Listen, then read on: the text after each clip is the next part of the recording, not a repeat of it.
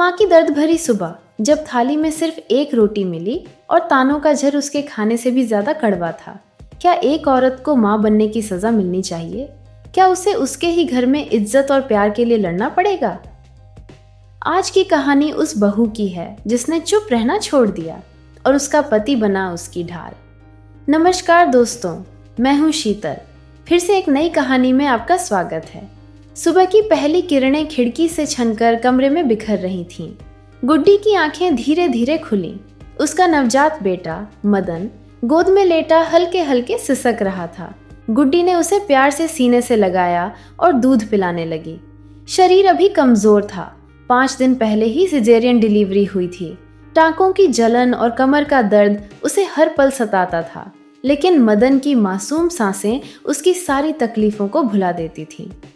गुड्डी का पति विनोद सुबह जल्दी ऑफिस के लिए निकल गया था।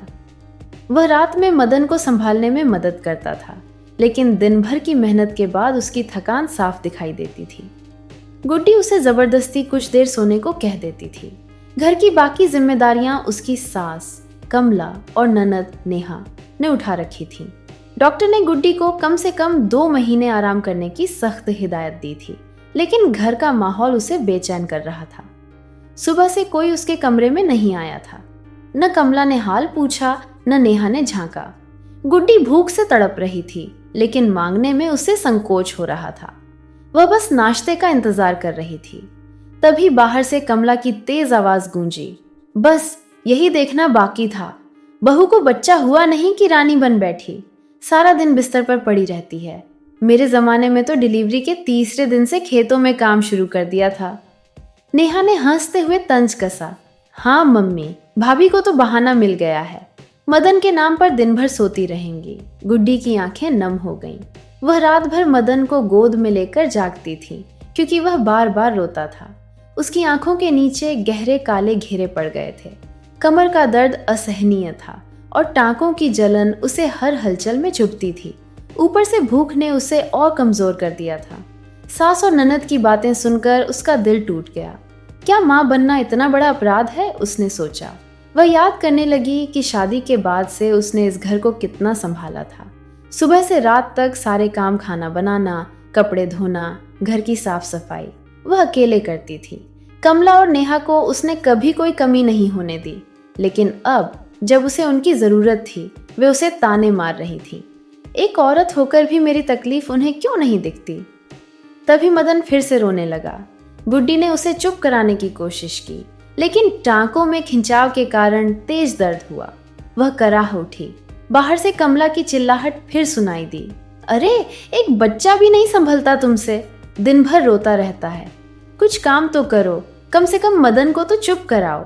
गुड्डी के आंसुओं ने बांध तोड़ दिया। वह सोचने लगी, क्या कमला जी के बच्चे कभी नहीं रोते थे? उसने आंसू पोंछे और मदन को सीने से लगाया।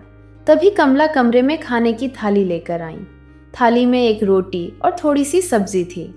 लो खा लो जल्दी, नेहा बार बार रोटियां नहीं बनाएगी, कहकर वह थाली रखकर चली गई। गुड्डी ने थाली देखी, एक रोटी। उसकी भूख इससे कहाँ मिटने वाली थी। वह पिछले कुछ दिनों से देख रही थी कि कमला उसे जानबूझकर कम खाना दे रही थी, मानो वह इस घर की बहू नहीं, कोई बोझ थी। उसने चुपचाप खाना शुरू किया, लेकिन आंसू गालों पर बहते रहे। एक रोटी जल्दी खत्म हो गई। उसने हिम्मत जुटाकर हॉल में बैठी कमला से कहा, मम्मी जी, एक रोटी से पेट नहीं भरा, नेहा से कहिए ना एक और रोटी दे दें।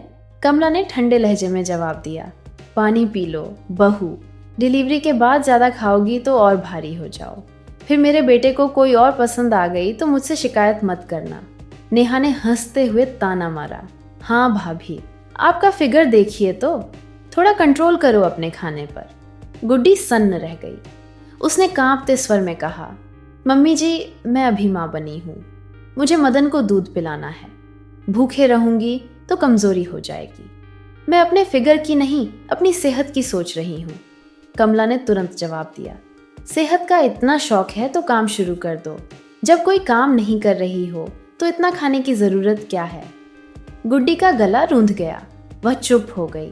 उसने धीरे से मोबाइल निकाला और विनोद को कॉल लगाई। कॉल रिसीव होते ही उसने कमला से फिर कहा, मम्मी जी, प्लीज एक रोटी और दे दीजिए, कमला ने गुस्से में कहा। अरे कितनी बार कहूँ, ज्यादा खाओगी तो मोटी हो जाओगी। फिर मेरे बेटे का मन भटके तो मत कहना कि मैंने नहीं बताया।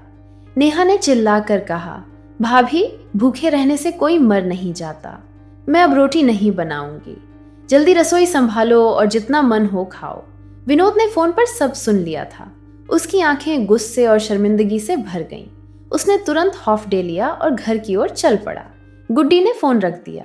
वह चुप थी, लेकिन मन में ठान चुकी थी कि वह विनोद को सब बता देगी। आधे घंटे बाद दरवाजे की घंटी बजी।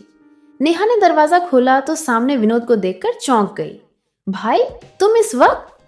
विनोद ने उसे घूरा और सीधा किचन में गया। उसने आटा गूंथा, 2 रोटियां बनाई और सब्जी के साथ थाली में रखकर गुड्डी के कमरे में पहुंचा। गुड्डी ने उसे देखा तो उसकी आंखें छलक पड़ी। विनोद ने उसे अपने हाथों से खाना खिलाया।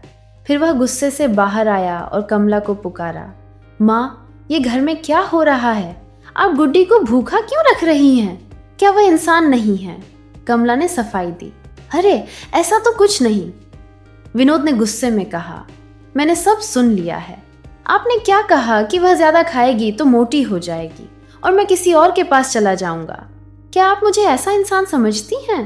क्या आपको मेरी परवरिश पर भरोसा नहीं है? मैं अपनी पत्नी से सिर्फ उसके शरीर से प्यार नहीं करता। और माँ, अगर गुड्डी भूखी रहेगी तो हम कैसे खा सकते हैं? उसने कठोर स्वर में कहा, आज से अगर गुड्डी को फिर भूखा रखा गया तो मैं उसे लेकर यहाँ से चला जाऊंगा। मैं नौकरानी रख लूंगा जो उसका ख्याल रखेगी। आप लोगों के लिए मैं इतना खर्च करता हूँ, उससे बेहतर तो नौकरानी की सैलरी दे दूं। कमला और नेहा की नजरें झुक गईं।